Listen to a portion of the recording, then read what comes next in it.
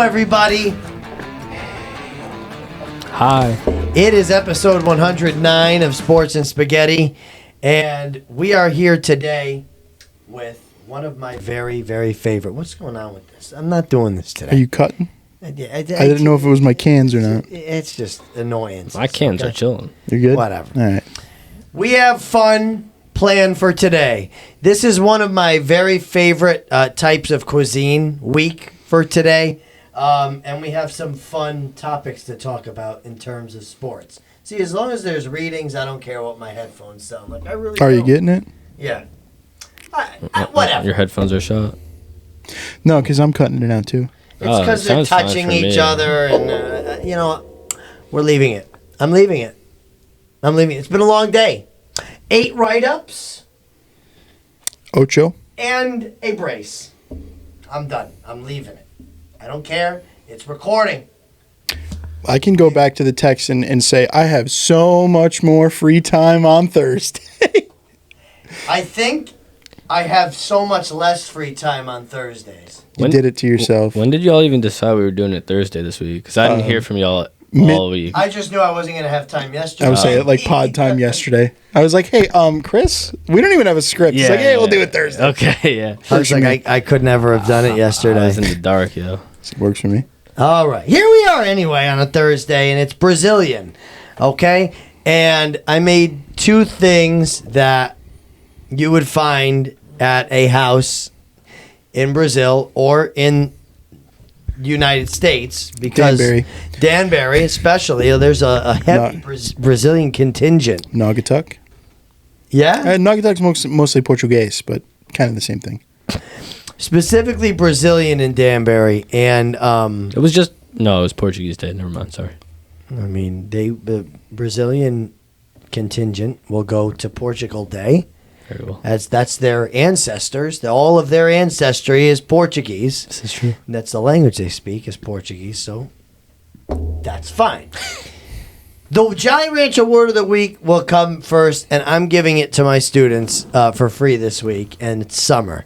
So you say the word summer, and you'll get a Jolly Rancher. I have a big bag for the end of the year, and I'm just going to end up giving them all away, of course. What if they unintentionally say summer? No, they have to say, Mr. Walker, can I say the word? Oh, okay. Is it summer? And I'm going to say, well, I don't know. Is it? Is that what I said? And then I'll give them the Jolly Rancher, and I'll tell them to get out. Get out. 8 write-ups today. That was close to my record of 9, which was set last month. It's either 0 or 9. It's either 0 or a lot. It's just the way it goes. And they were all before this happened, I think. Anyway, we have galinhada today as the dinner. Inside this bowl, which has become my favorite bowl, because I can just bring it and keep the food hot. I have a nice little covered bowl too. Yeah. And this is galinhada. Now, galinhada, it comes from the Portuguese word galinha, which is chicken. Okay? And galinhada is a flock of chickens. I think it's very fitting that we have chicken because I was raising baby chicks for the last 2 weeks at my house and at school with my students and with Sabrina. So this is a fitting dish. It was introduced to Brazil by Portuguese settlers as early as the 1500s. I can't take it off. I can't take it off. Somebody else do it. I can't. There was no strength.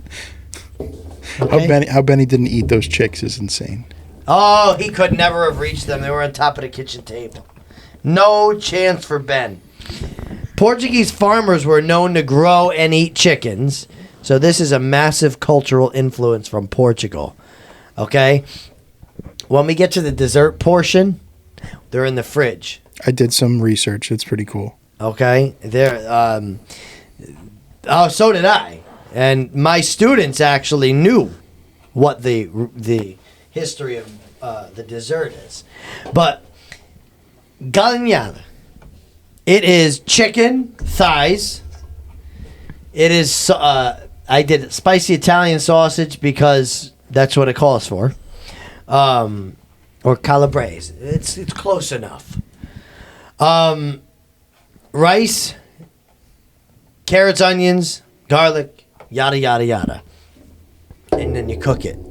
I'll get into the specifics after we try it. I'm really hungry. So we're going to plate it, we're going to eat it, and then we'll talk about it. Welcome back. We tasted and explored galinhada. And I would like to know what you guys think of my dish. It was very good. It was delicious. I think we've come to the conclusion that every Spanish country, Latin country, Hispanic country, they all have their version of arroz con pollo. And Brazil is none of those. Well, okay. It's South American. There we go. It also would be Hispanic, Chris. Tell me how it's Hispanic if they speak Portuguese. I'm assuming it's from Hispaniola. Go ahead. Okay. Nick, what'd you think of it? It's been a long time since I've had sausage. This was like my second time, and I remember why I never ate it again after the first time. What did I say it was? Did I say it was Hispanic or Latino? You said Hispanic. Unfortunately. It's Latino. It's not Hispanic. Brazilians are typically considered Latino, but not Hispanic. I don't like sausage. I don't like how it tastes. What about it? I just don't like the taste of sausage. Oh. That's literally it. I just don't like how it tastes. Have you ever had breakfast sausage? That was my first sausage attempt. Oh, okay. Anyways, other than that, it was good though.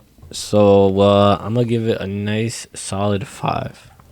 That was kind of what I thought it would be. Yeah. I didn't. But you also don't like rice. Yeah, that too. So I'm not surprised. Like the chicken was good, but the sausage was bad. Not because of you, but because of me. And yeah, that's why it falls at a 5 for me. I'm fine with that. It doesn't offend me. Okay, so I will retract my Hispanic and we'll go to Latino.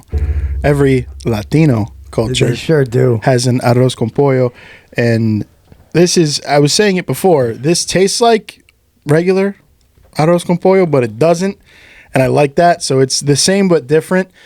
I have to say, Chris, you have cooked a lot of Latin food for me, and this is number 1. Wow! I am going, my ranking on this, I'm going to 9.2. Wow, that's really high.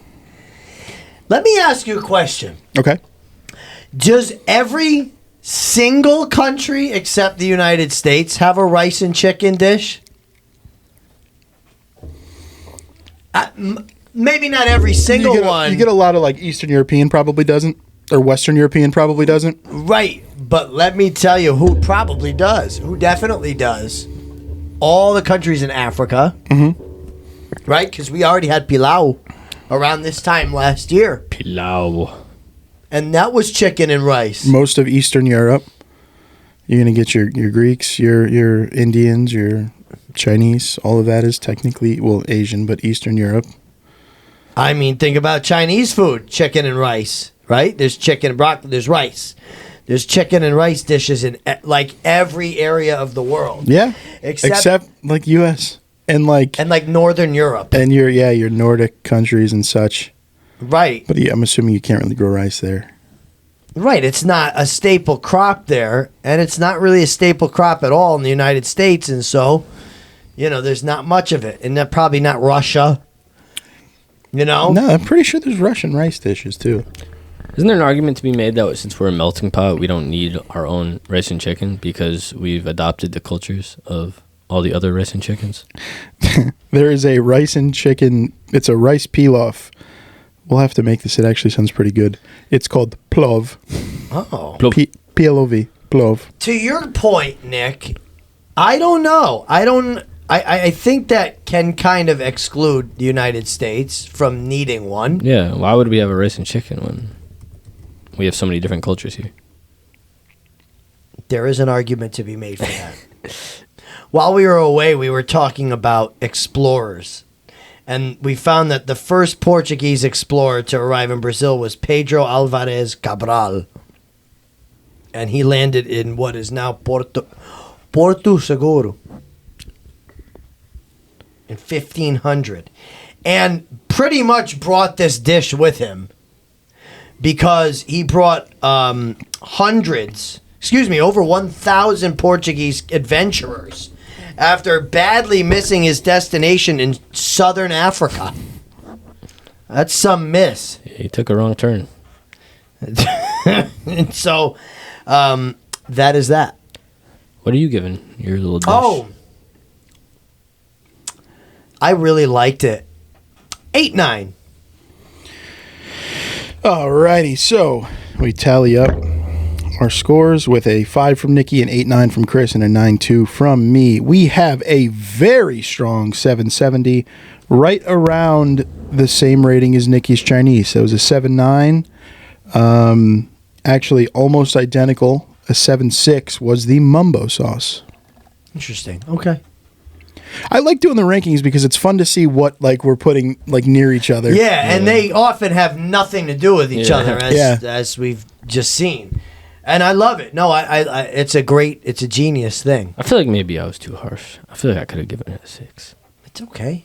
You didn't. I don't know. I don't like sausage. But in your moment of trying it, it was a 5. Well, I would absolutely go to a Brazilian restaurant and get this. Yeah. Absolutely. Oh, I'd love that. I love it. Okay, so let's make a decision on the fly. Do we want to hit a quick cleanup first? Do we want to clean and do dessert? Or do we want to talk a little, then do dessert? we should probably do dessert first. Yeah, let's do it. All right, we're going to clean up and we'll do dessert. When we come back, there will be a dessert on the table. All right, we're back and it's time for dessert. These look like balls of poo. All right. Well, good thing, Nick. I had Sabrina poop, and that's what it looked like. So, just go ahead and have one. Okay. No, this is called Brigadeiro. Brigadeiro. And it might sound like the word brigadier. Well, that's because in 1946, the Brazilian presidential election happened, and Eduardo Gomes, who was a brigadier, created and sold this treat at campaign events to raise funds. And so the reason why it's so popular, or it was in 46, given what was happening in the world, that was the end of World War II, it had a lot of ingredients that were not traditional, such as condensed milk, cocoa powder, and that contributed to the dessert's popularity. And so what it is 4 ingredients, okay? Condensed milk, cocoa powder, butter, and chocolate jimmies. Yes, I've always called them that. Well, we've already gone over this. Why do you have a fork? I didn't know the content, the makeup of it. No. I didn't know if it was gonna be like a soft deal. And so listen, what I did was I mixed everything but the sprinkles. Thank you. For 10 minutes on medium-low heat until it kind of ended up looking like a pudding, thicker than a pudding. It was kind of one thing. It became one mass of chocolate, of condensed milk and chocolate and butter. And so you let it cool, and then you form it into a ball. It's so cool when it works. I've never made it before. It was like, oh, man, I did it. You roll them into a ball the best you can. It felt like Lucy. It's like with one hand trying to roll it in my left hand. And you roll it into sprinkles, and then you chill them, and that's brigadeiro. Very simple dessert. It's like a truffle. Why don't we not break? Let's hit this one live, Nikki. Yeah, I want you to try it before. Have you ever had this? Mm-hmm. I never had it before today. I took a bite of one before.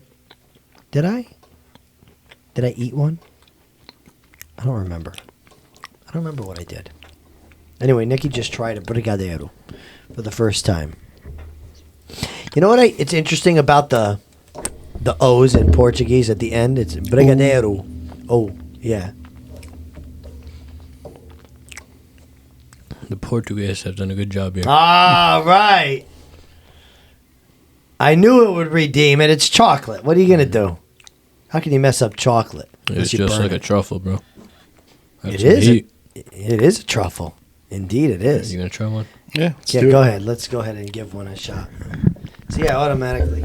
It's hard to be left-handed, man. yeah. I don't know how the lefties do it. Is the mouse a lefty? No, mine is.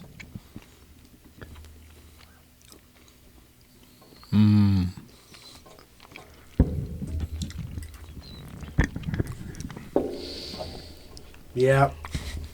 That was good. I think we're gonna have our first consensus here.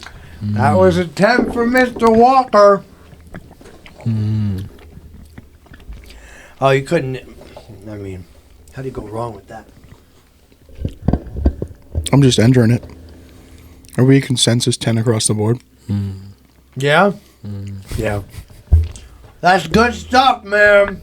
Yeah, I would have given that a 20, but I'm not like the biggest Jimmy fan. But oh my god, that is actually amazingly amazing. And that has overtaken. You have overtaken your own spot The chocolate cream for pie. first place. It is now Brigadeiro as a 10, perfect 10. Your pie at a 9.4. And the next highest is your quesadilla at a 9.3. This guy does desserts fantastic. Yeah, you have become the dessert guy. You have become the dessert guy. Just open a bakery, yo. That's delicious. Thank you. I did it with a messed up hand, man. If you made it, it would be the same. It would come out the same. It just so happened that I made So now I'm gonna bring all you guys into it. All of my Chris's Brazilian students make this, bring it to Mr. Walker. He's gonna grade them. Top person gets an A in the class. To be honest, I'm sure it could be done even better. And to make it better, you have to be Brazilian, I'm sure. It's just the way it is. But there's nothing you could do differently about that. I mean, if you didn't have the jimmies on it, it would just be a chocolate ball. I know. It would be a truffle. I was nervous for the texture because I was thinking it was going to be a mochi-ish texture, and I do not like the mochi texture. Me neither. What, like super soft? I don't like how it's like pillow. Like It's pillow. It's almost It's worse than a marshmallow. Yeah, You don't like marshmallows. That's like the because of line. that That's like texture. the line I draw is marshmallows. Me too. That is Lucky Charms, yes, for because me. those are the dried ones. Jet puffed, no. Terrible.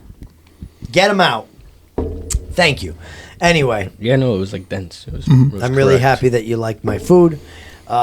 You're walking out of here after giving me a 9.2 and a 10. I'll take that. That means you liked it.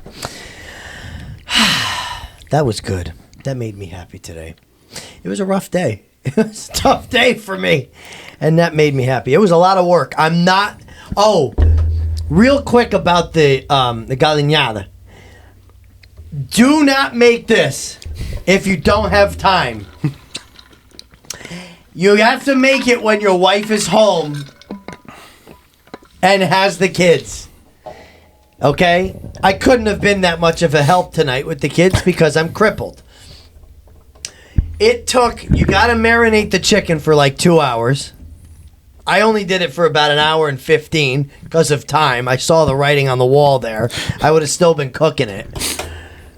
It was fine. It was totally fine after an hour and 15, maybe an hour and 20. You gotta cook it. You gotta brown the sausage. Take it out. Cook the vegetables or cook the chicken. Brown the chicken. Sorry, take it out. Do the vegetables. Deglaze. Add the chicken and the sausage. Add the broth. 15 minutes. Then you have to add the rice, the tomato, which kind of just becomes part of the dish. It doesn't really it's not chunk of tomato, it's chopped, and then it kind of, disintegrates into, it gets part of it. Intertwines. Thank you. Just give me a better word than what I used. And that's got to go for 15 minutes, and it's got to rest for 10. Because if you try to eat it after the rice cooks for 15 minutes, it's soup still. You have to set it, heat off, top on, 10 more minutes. I took it off like magic out the Dutch. It was perfectly like you see there. It took from 6:30 to 9 o'clock total. You have to have time. It's not an easy weeknight meal. Word of warning. unless you marinate the chicken overnight. Then it's more like an hour. Brazilian students, have your mom make this. Bring it to Chris. I want to try it. No cilantro though, right? Or sage. No sage, no. Parsley. You needed the parsley? I put it in there. Oh, okay. Straight out the garden. Okay. Chris, I've noticed there's a yellow tinge to it. Now, is that our normal sazon powder? What's the yellow tinge to it, Chris? Good question, Anthony. It's turmeric. Ah, okay. Now, some people use saffron. I don't have saffron money. This recipe called for turmeric. It does not impact the flavor at all when it's with all that other stuff in there. What? What's he laughing at over there? Neither you got my joke, and it's Say it making me again. laugh. Nothing, bro. I just asked if there was sage and parsley in it. Sage and cilantro? Yeah, and cilantro. How am I supposed to get that joke? I don't know. You kept saying all you need is time.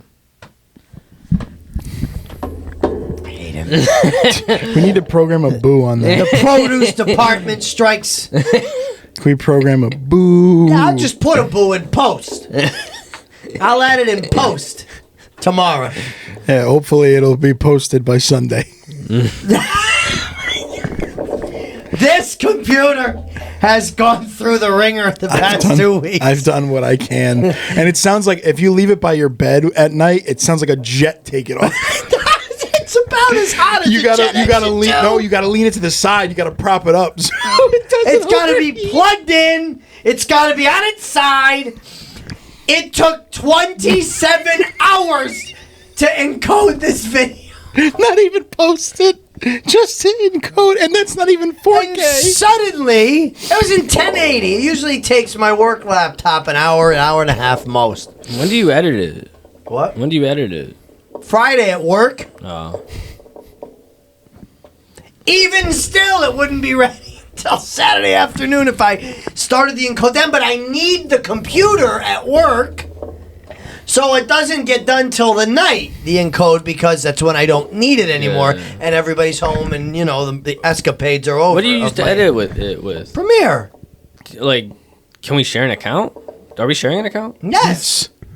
So why don't you finish it and then I'll log on at the end and do it on my computer and it'll literally take 2 minutes. Because you don't respond in the group. When have you ever texted me that? Hey Nick, could we use your computer? I don't even try because you're absent. Absent. You come over like every night and I'm on the computer. You Hey know, Nick, could I use the computer? When, Yeah, his, go ahead. when his computer went down, my first thought was like, I think I said it out loud. I was like, doesn't Nikki have a really expensive computer? Yes, it was Homemade. literally encoded in 2 minutes max. So Nikki's the editor now. I'm gonna edit the pod, and then we're gonna encode it on yours. Yeah. 2 minutes. That's 2 why, minutes. That's why I asked when you edit it, because I would just say you can edit it on my computer. Like, you could literally come over whenever and use it. Yeah, that doesn't work though. Yeah, I know.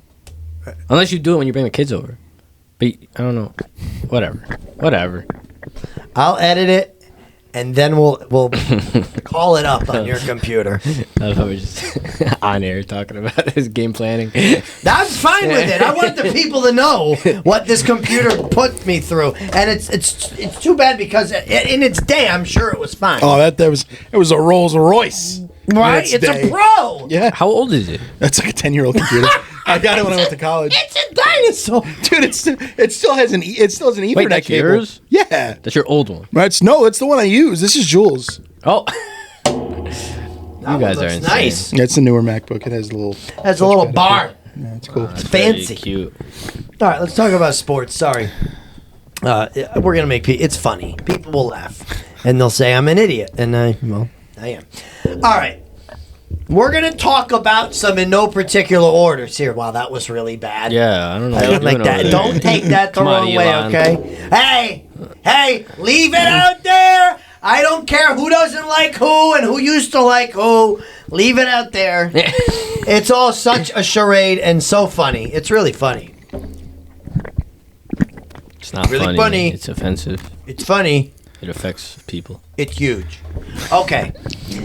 Yeah. The good of the week is that Matthew Darsh is the first time I've said his name on this podcast, is the new Islanders GM, and he honored the contracts that Lou Lamoriello had in place before he was excused. And I like this, and I think the consensus among Islander fans, I haven't talked about them in a while, and I wanted to bring them back in because it's long since their last game. 2 months of glory, of not caring for me. Darsh has re-signed Kyle Palmieri to that 2-year deal that he was supposed to sign around the deadline. Adam Boquist is signed for a 1-year league minimum. Great. He has gotten rid of the 2 assistant coaches that Patrick Waugh did not bring on. I'm thrilled about this. And Patrick Waugh will be able to pick his own coaching staff for this season. He said this team is going to be relevant again. He said this team is going to be relevant. And you know what? The guy has won a couple Stanley Cups, and I'm thrilled about this. He beat the Islanders 2 years in a row to win the Stanley Cup, essentially. And as an Isles fan, you've got to be happy. You've got to be happy, and you got to be saying this is good. No? Yes. You're smiling at me. Being relevant again, I don't know, man. I think y'all are cursed. Unless this guy just knows why the Islanders are so trash. I mean, he does have the first overall pick, and there's been talks of the Islanders possibly trading that pick to the Sharks because the Sharks really want Schaefer in the draft, and the Islanders could get a huge haul for that. They could get a couple of huge players. And it's not like the Sharks have a bad pick. No, it's just 1 pick, yeah. And so... Yeah, literally swap picks because you probably don't need Schaefer. Right. No, and to be honest, we have a couple prospects coming from trades from Lamoriello that silly number 1 pick could turn us into a couple real good players. Anyway, the bad is the Panthers fans. Okay, we're going to keep it in hockey until then we're going to talk about soccer and baseball for a minute. Panthers fans, after game 1 of the Stanley Cup Final, which happened on Wednesday, it's amazing. I've never seen the comments that are coming out of fans like that are coming out of the Panthers fans after game 1. Just such non-hockey knowledgeable people. So obviously the Oilers beat the Panthers 4-3 at the dying seconds of the first overtime in game 1. I'm thrilled about it. I love it. The number 1 comment I see from Panthers fans is this is a 5-game series, Panthers in 5. What are we doing, first of all? When we saw that on our TikTok, in our TikTok comments immediately by a Panthers fan. Yeah, that idiot that always comments. Yeah, I haven't heard much from him. It must be that one weekend a year where he's actually reserving the Army. Right. So, the guys from Fairweather fans, okay? And the other thing that they're saying, this had a lot of comments agreeing from other Panthers fans, and like 50 or so comments, a few arguments in there. And it was, because the penalty was delay of game. A delay of game penalty for putting the puck over the glass should be abolished from the NHL, and it's the stupidest rule of all time. Because, clarify, you could put it in the bench, but you can't put it in the crowd, correct? From your own zone. Yeah. From your defensive zone. If you put it in the seats, it's a 2-minute penalty. You can't purposely put it in the bench, though. Yeah, you can. Mm-hmm. Then that's stupid. But if you put it over the glass from your own defensive zone, it's a 2-minute penalty. And that's been the rule for a long time. It's called delay of game, 2-minute minor. And now they're saying this is a dumb penalty. That's the excuse? The excuse is that that's a bad type of penalty? It's one of the only automatic calls that there is. There's no argument for it. It either went over the glass or hit the glass. Just like it's either offsides or onside. It's either one or the other. And so the Panthers fans are the bad because it's just a joke. The comments are brutal. Absolutely brutal. Nobody's giving the Oilers any credit. Nobody. Oh, good game, Oilers. We'll get you next game. No, it's none of that. It's you guys are fraudulent and the refs handed you the win. Shut up. That's the worst comment. You are dying to get crucified when you make a comment like that. Panthers versus refs. Where? Because they called a penalty in overtime? Because they had It to? wasn't even a judgment call penalty. That's which is Okay, it wasn't even like Wes is saying, oh, that's tripping. No. Fighting. It's over the glass. Shut up. Ulnar collateral ligaments. What do you know about those? Nick knows a lot about them. That is true. Anthony. In nomine Patri. In the Filio Spiritu Sancto. Anthony knows a lot about ulnar collateral ligaments, and today I joined the party, and I now know about ulnar collateral ligaments. On the paper from the doctor, he said he needs an MRI. He's got a UCL injury.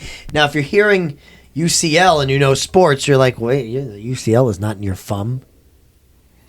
Runs from your elbow to your thumb. That's right. It's the same ligament that Tommy John surgery is done on. It sure is. It's a long ligament and one that gets injured pretty easily. Nick is studying this. Yes. What can you tell us about the UCL? I can tell you that one day, if all things go right, I will be doing your MRI and or X-ray.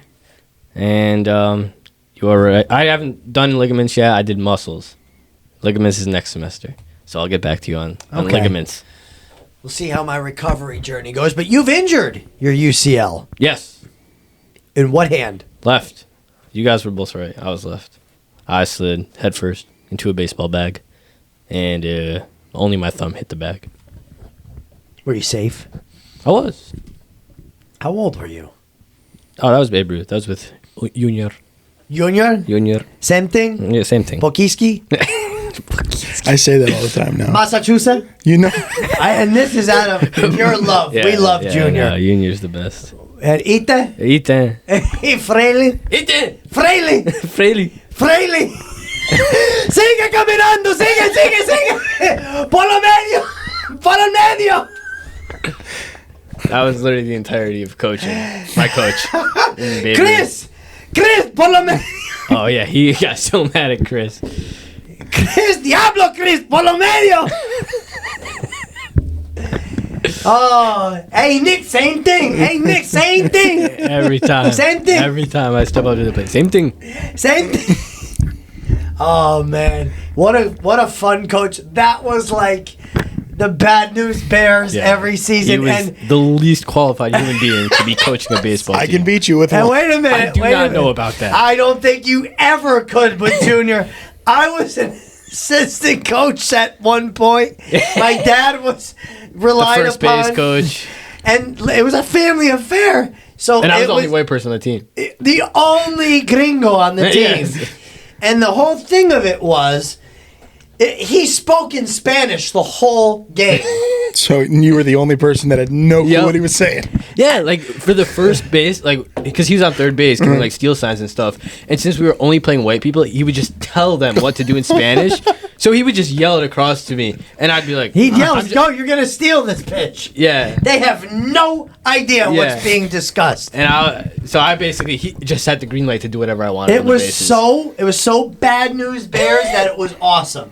Like, and Nick would get drafted to his team every year because he loved Nick. Yeah, I was He the loved him. captain. Nick was the awesome. captain of the El team. He Capitan. was like I the love leader that. of the team. And he was the only one that knew what was going on half the time Oh, yeah, on the and then field. there's, Wilmer. He played a mean second base. Oh my God. That was amazing. You got him beat? So I had a coach that it was, no, I'm not being sexist here. It was one of the kids' mothers. Biggest Yankee fan I've ever met. Sweetheart, love you to death, Lisa. She wasn't the coach. It was her, and then another guy, like another kid's dad, just the assistants. And it was like literally the guy's dad would pull out like, I swear to God, like WikiHow baseball drills, and then 95% of the practices, she's like, Aunt, why don't you run this practice? And she would go do like pitching drills or something. She's like, Aunt, why don't you run it? So naturally, I'd be like, hey guys, we're going live. Every single practice, we just went live. It was a scrimmage every game. And then I used to love when she used to let me hit infield, outfield. So there was this one kid. Nobody liked him. Not going to say his name. You know who you are. You're not listening, but you know who you are. Nobody liked him. So I would finish. I would do all the infield. Then I would go to the outfield. I'd have the second baseman and the catcher stay as I'm hitting infield. And I would put this kid in right field, and we'd tell all the outfielders to come in, and I would just pop it up to him. And we would say, this person, I'm like, come on, come in, edge of the outfield. I'm just gonna pop you one. I hit this thing as hard as I could, and we would bomb it over his head, and then everybody would run off the field. Oh no! But it was the most fun I ever had playing baseball. That's that team, awesome. that team was good. I mean, Nick, that was fun. Yeah. I mean, we didn't even have drills. We didn't have practices. We had one practice a season. There was no drill. It was basically just like whoever wants to show up, show up. Oh my god! The game. I'll There's throw some bad balls news. to you. We had a kid on that team, Marcus. He's Dad tried to run to practice a few times. Yes. Tried to get people together. This Yeah, kid, they so this kid throws, I'll never forget, the kid throws a no-hitter, right? And we're freaking out. We're all excited. The only reason it wasn't a perfect game is because he hit 4 batters. So we're like, Marcus, what happened? Why are you hitting so many batters? And he goes, my contacts fell out in the second inning. I'm half blind. Don't tell Lisa I'm finishing this game. So he's pitching with one contact. Dude, it was a nightmare, but No hitter though. it was a no-hitter. I caught the last out of a no hitter. And my team was so unsure of me in the center field area because I played a good second base. Not a but catcher? That goalie-catcher I know, combo. but I was not a great center fielder, okay? I made a few highlight reel catches out there, but other than the highlight reel, it was either a highlight reel or I missed the ball. Yeah, they were like the highlight reels, but they were like 100% catch probability. But because it was Oh, you, right, It was like because it was it me. 100% catch probability, and then like the angle Yeah. efficiency was like 6. Yes. Absolutely right. So this one I was sure of, and I was not going to let this happen. The pitcher was Zach Poulin, and he's got a kid. I think he's got 2 kids now, and What a name. yeah, and so he was pitching. He was like a man child. Okay, Yes. he had a full beard, full chest hair. Okay, and he was 13. Yeah, this was like 13, 14. Like full, like this. We had one of those too. And he was a good pitcher, good ball player. There was a fly ball right to the fence. A not real high pop to the fence. The whole team's holding their breath. I get right under that thing. I close my eyes. And I feel it going to my glove, and I'm just like, I did it. And they're all like, oh my God, he caught the ball. And I was like, well, duh, I caught the ball. I know how to catch a I'm ball. more excited about you making a routine Yeah. catch. It was a routine catch. They couldn't believe I caught it. They're like, I said he's the one that pitched the game. Don't worry about me catching the ball. Did you really have that little faith in me for catching the ball? And they did. So, They did have that little Nikki, faith. we're just off topic, but I don't care. This is fun. You're right. You and I are the same age. Did you ever play the New Milford team with the triplets on it? There's a slight chance.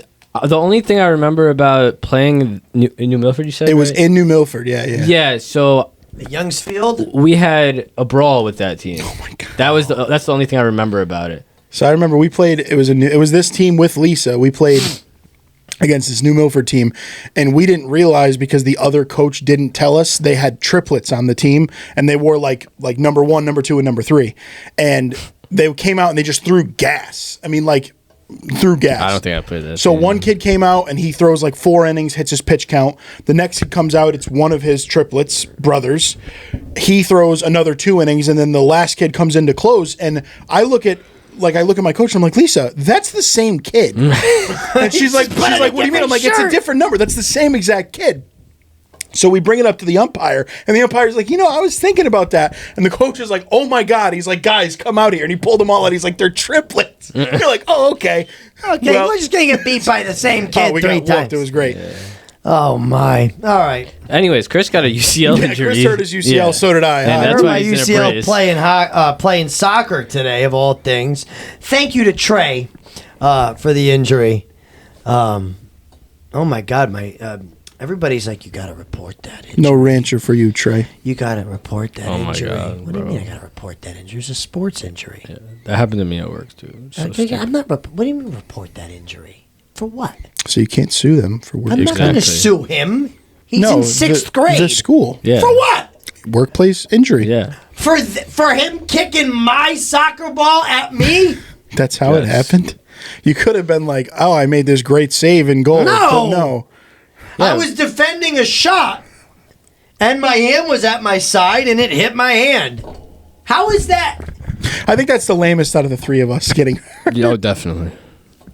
It was a handball. And you were penalized for it. Anyway, Brazilian national team. let's segue into that. Well done, Anthony. Great segue, by the way. Thanks, guys. Well, they've got a new coach. That's it. Next. And it's not Cortez. No, it's Carlo Ancelotti. It's not Juan Ponce de Leon. No, it's not Vasco da Gama either.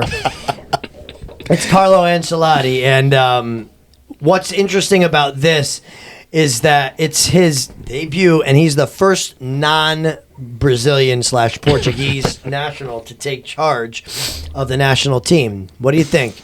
I was just reading the script. Why? I don't know. I just.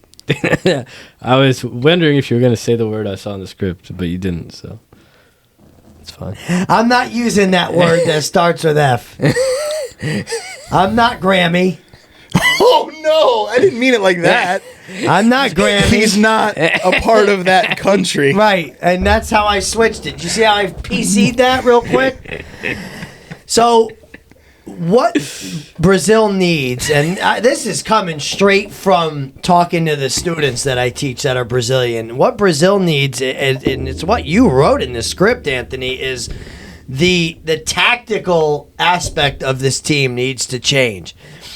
And the superstars of Brazil, of which there are several, need to step up and try to win, and not try. They need to step up and make plays. They need to step up and take over games. And so he has an almost 60% winning percentage. And I think this is a great move for Brazil, Nick. I don't know what you think about this, but in terms of a soccer move, I think Ancelotti's a great coach for this team. No, I actually very much so agree, and I absolutely love it. I love when European coaches coach like Latino teams because the play styles are so different. So having a coach that brings in a different play style to a team that knows how to play their own style usually works out well, I think. Ecuador tied Brazil 0-0 today in Ancelotti's first game. And the only thing alarming is that I should say, is that Brazil only put 2 shots on target. It was his first game. Nothing's really going to change in the first game. The main thing is that Vinny Jr. needs to get back going for this team. Casemiro was the best player in this game for them, Nick and Ant, and it needs to be Vinny Jr. It needs to be Neymar. These players are the ones that need to step up. And Casemiro's great. Don't get me wrong. It's got to change. Something's got to change for them. And I think this coaching move is great. Did you see what the coach of PSG said after they won the Champions League or whatever?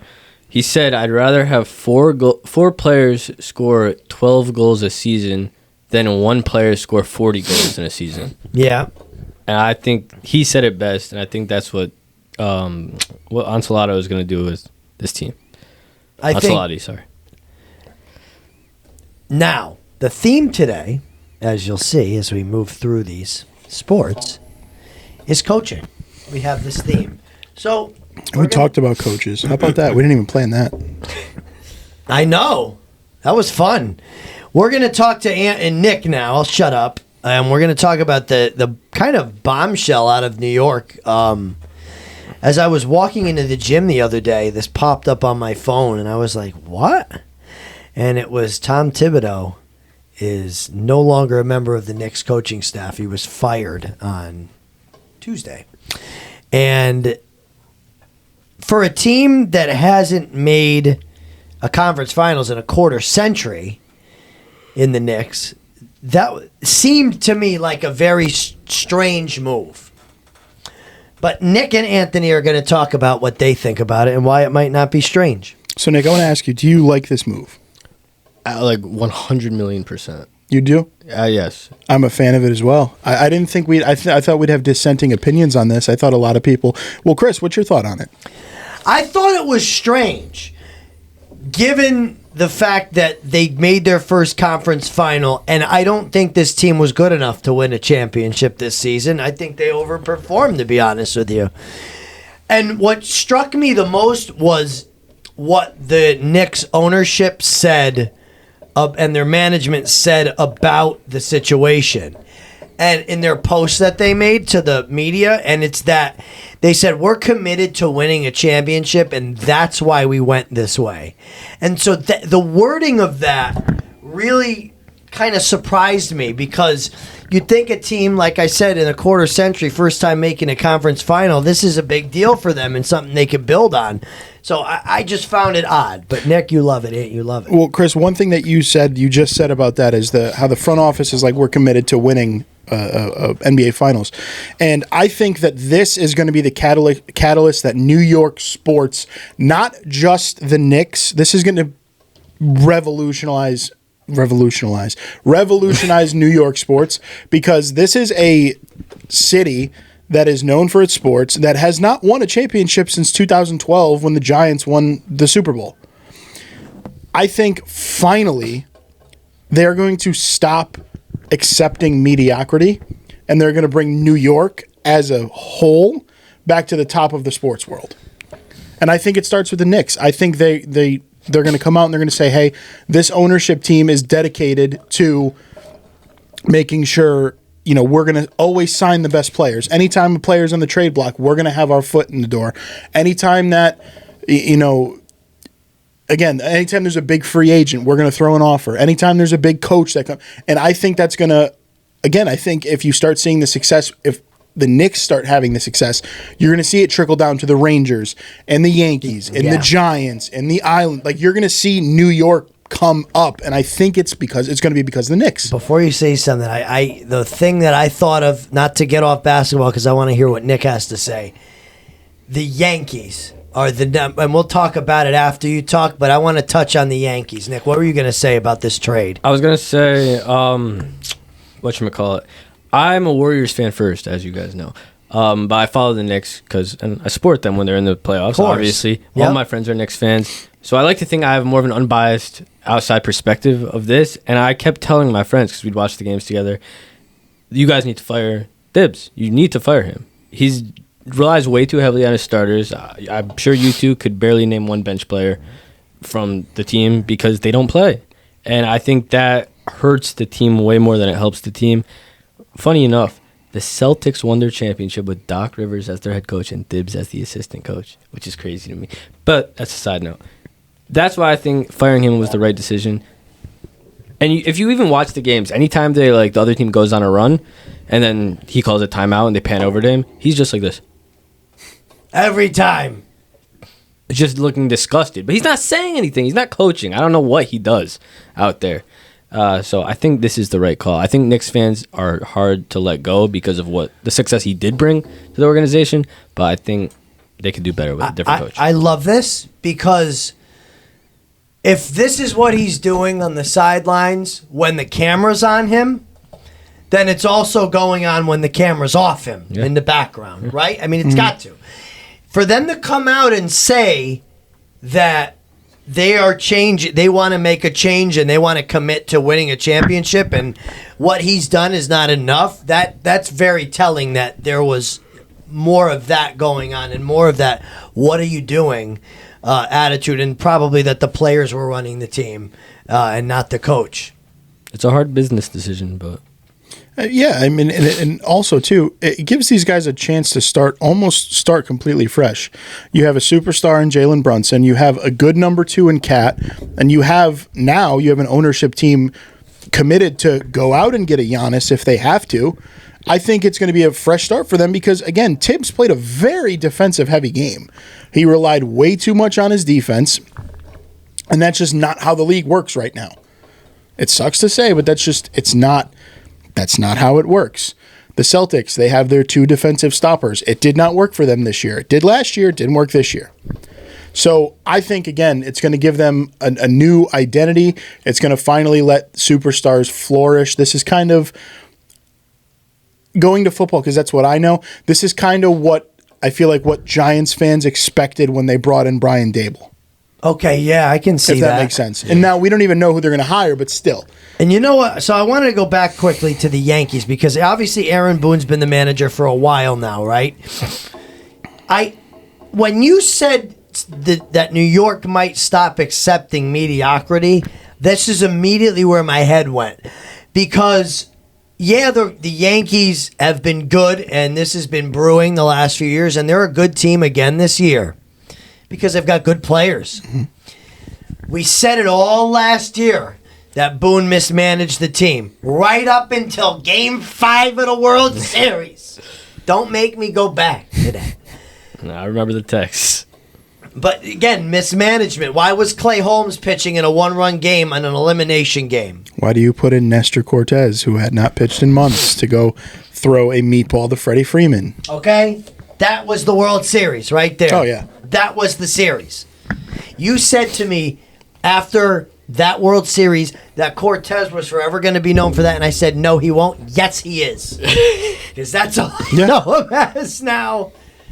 You know what I mean? So I thought of the Yankees and how they could make a change and stop being mediocre. No offense to Boone, but he's not the best coach for the job. Again, it's one of those things too, where New York is a sports city. It's a sports town. There's what, 8 professional teams? I mean, 2 basketball. You have 2 basketball, 2 baseball, 2 football, 2 hockey, and 2 hockey. So all of those teams have not been good in a very long time. Let's call it is what it is. The Yankees have been the best. They've lost the World Series last year. They look really good this year. Probably going to lose in the World Series. Honestly, that's about it, though. That's really all the Yankees have. That's all New York sports have is the Yankees right now. The Mets have historically underperformed. The Giants have been a train wreck. The Jets have always been a train wreck. The Rangers have underperformed. The Islanders are a train wreck. Both out of the playoffs. It's one of those things where it just takes one, and then you see the Garden start to get packed again, and then there's a buzz, and then not only is the Garden packed for Knicks games, but the Garden's packed for Rangers games, and then oh wow, Yankee Stadium sold out, and then Citi Field is sold out, and then it's just I can see this being a huge trickle down, and it's going to be, again, I can see New York dominating the sports scene like they did in the 90s. As you were saying, all those sports teams, I was just thinking about each head coach, and it's like all of them just make that same face of what are we doing? Like they don't coach. Peter Laviolette on the Rangers, Patrick Waugh on the Islanders. He just yells. It's almost like they're scared to like be aggressive because they're in New York Boone, City and they're going to get judged. Thibodeau. Table. They're all like, who are these people? Yeah. Like, these are the names. Yeah. We had Joe Torre. You had Joe, yeah, like let's just take a look. Like 2009 New York sports. You had Joe Torre. I only know baseball and football. You had Joe Torre and Tom Coughlin. Those are New York legends just right there. Torre was still the coach in 2009? Yeah. No. Girardi. Was it Girardi? Joe Girardi. Yeah, because he changed his number from 27 to 28. You're right. It was Girardi. But still, all right, Joe Girardi. Yeah. And that's the thing. He's now a New York legend. Why did we fire Joe Girardi? Well, we fired Joe Girardi because he was very mediocre and he couldn't get over the hump. But it's funny because we're going off topic, but it's a totally different situation with him because he couldn't get over the hump because his roster sucked. Yeah. His roster was not good towards the end of it. 2012, 2013, 2014, that roster was bad. And he was still doing really good. Now, you got the 3-time MVP. You have you have a Cy Young winner. You have the reigning Cy Young winner. You have the reigning Rookie of the Year. You have a guy that's probably going to make a run at the AL Cy Young, and you're just mismanaging the team. Like, it's like you can't have the offense and the defense clicking at the same time. It never clicks at the same time for all of New York sports. We had Barry Trotz on the island. Yeah. And he was let go. We were good. Yeah. You're absolutely right. Let's talk a little hockey. Yeah, let's talk some hockey. We're going to keep it with the coaching changes. This has been my changes. favorite episode in a long time. I'll bring it in, and then I'll kind of let Chris and Nikki run a little bit with it. But a lot of NHL coaching changes are happening, and they're happening early. I mean, the season technically isn't even over. We're still in. I mean, we just had Game 1 of the Stanley Cup Finals, but I have some coaches, and I've split them up into 3 different groups, and I have stability from experienced coaches, I have new point of views and a focus on player development, and then I have uncertainty. So I kind of filed some of the new coaches that have been announced in these categories, and I kind of just want to see your guys' thoughts on them. All right, let's start with the experienced coaches. So the first one, Nick, Mike Sullivan on the Rangers. After leaving the Penguins, listen, his time in Pittsburgh came to an end. There is no denying his impact on Pittsburgh sports. The longest tenured coach in sports, or in hockey, with the same team. Now Coop is that in Tampa, but Sullivan has won. He's a winner.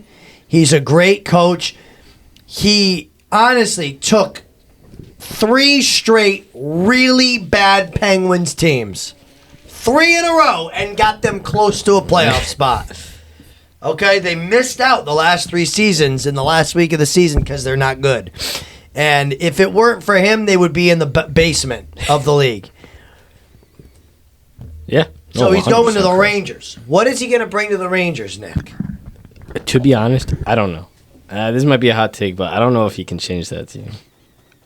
I mean, that team is kind of doo-doo. They're fraudulent. I think fraudulent is a good word for them.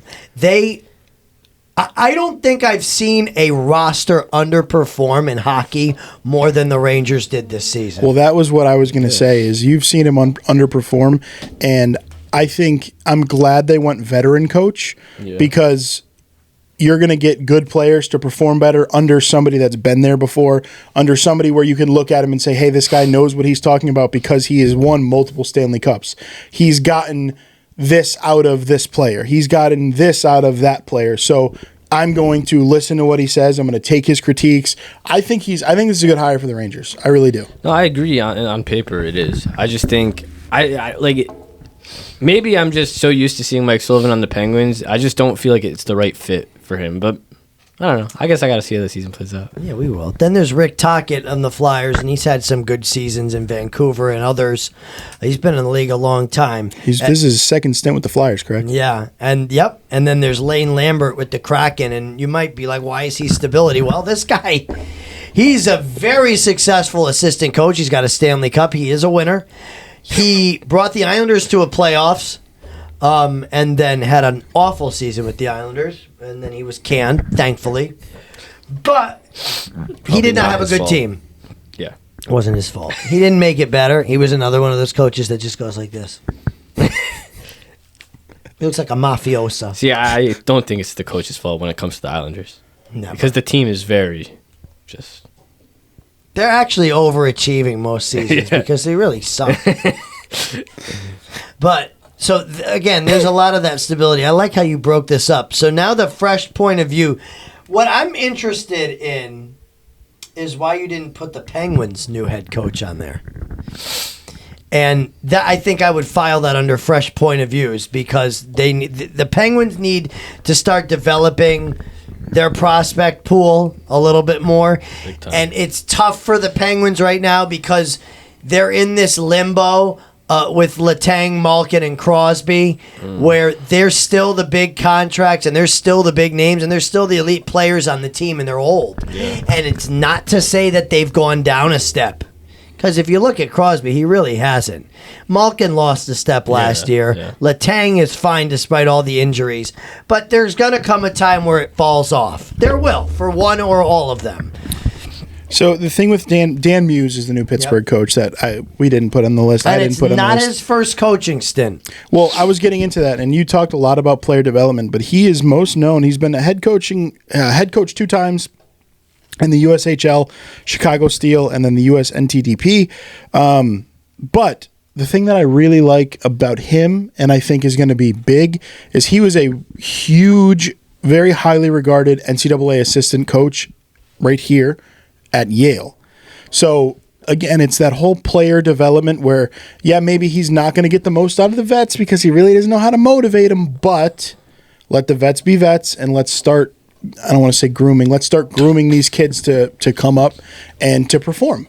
I absolutely agree. And the other ones you have are excellent. So Nick will remember both of these guys because they both played when we started getting into hockey. And this is pretty cool.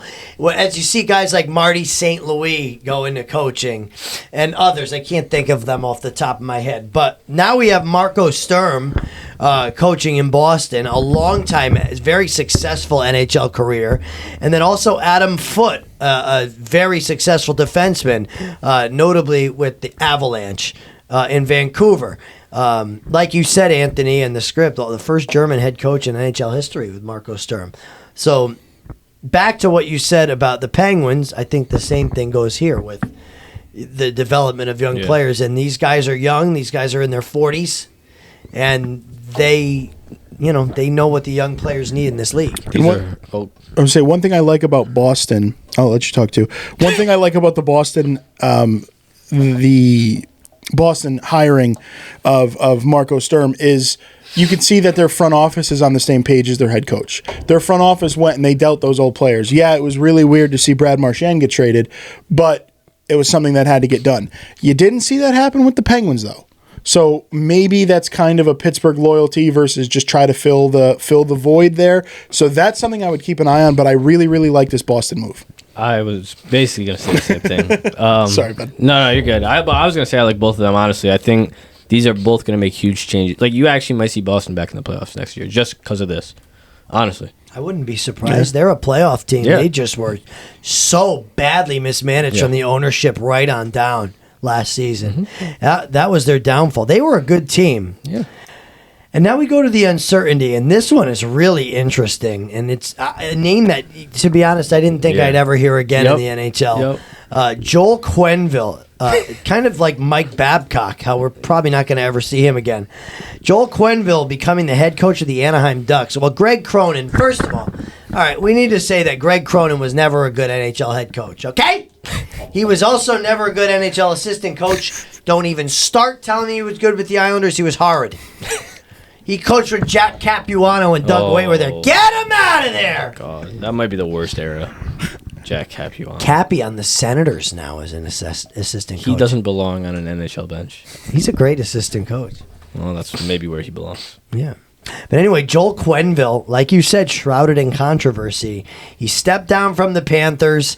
That was a high-profile moment in the NHL. He did build the culture down in Florida, and look at them. They're champions, and they can be champions again. They also, you want to talk about an experienced coach, Paul Maurice is one of the best to ever do it, ever. He was coaching when we started watching hockey, and before that, long before that. But yeah, Joel Quenneville, what do we think? I think the Ducks are doomed regardless of who they bring in. No cap. I'm going to say I think it's an insane high risk, high reward here because Anaheim is a very young team. They're a very impressionable team. And again, you saw what Florida did.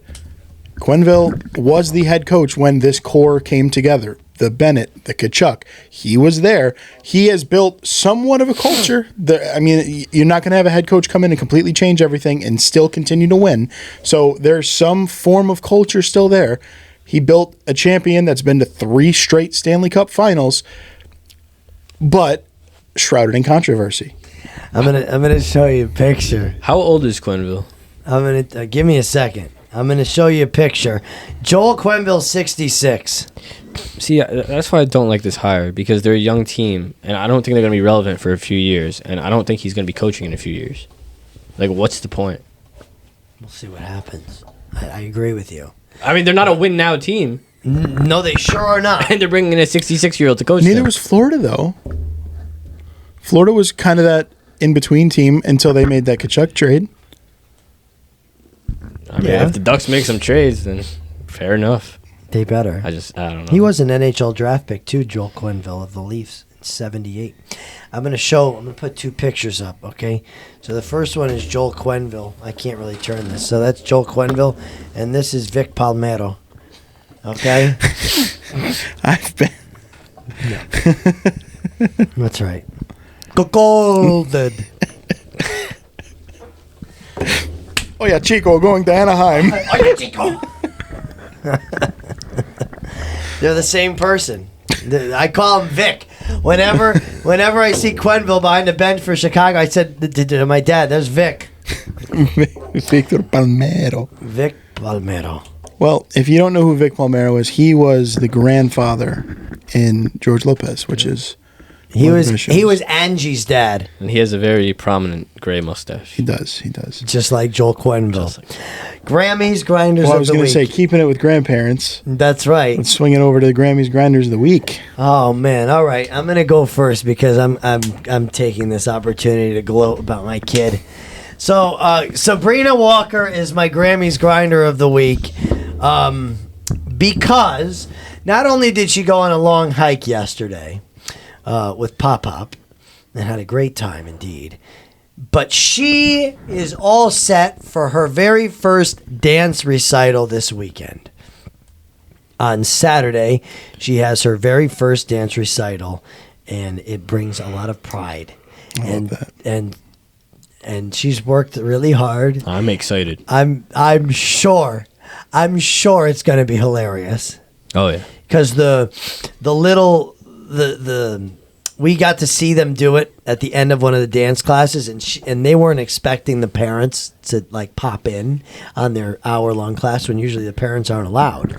And Sabrina was looking at us the whole time. Oh She was my just God. like, "You're there. What do I do?" You're going to get a wave. Nope. I don't even want to be near the front row. Yeah, she's gonna be Oh, it so doesn't shy. matter, brother. They're going to find you. She's gonna be so shy. They'll find you. She's gonna do the dance, but then again, I want to see her. I want to be like, Sabrina, Daddy loves you, and it's just gonna be funny. It's gonna be It funny. is. Don't expect it to be perfect. Oh, perfect. But Sabrina I'm is expecting a disaster class. Oh, it's gonna be amazing. There's gonna be kids falling off the stage. I'm sure. It's gonna be a whole nightmare. It's gonna be fun. Our first one ever.